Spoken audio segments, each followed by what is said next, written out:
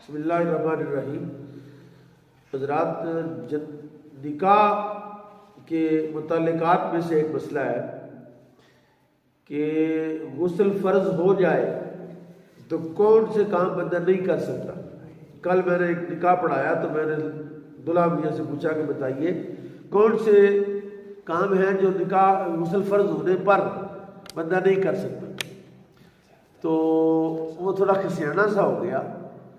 تو میرا مقصد تھا کہ اس کو بتانا سمجھانا کہ غسل فرض ہو جائے تو بندہ 3 کام نہیں کر سکتا۔ مسجد میں داخل نہیں ہو سکتا، قرآن پاک زبانی بھی نہیں پڑھ سکتا، اور نماز نہیں پڑھ سکتا، نماز نہیں ادا کر سکتا، مسجد میں داخل نہیں ہو سکتا، قرآن پاک زبانی بھی نہیں پڑھ سکتا۔ یہ 3 کام ہیں جو بندہ نہیں کر سکتا۔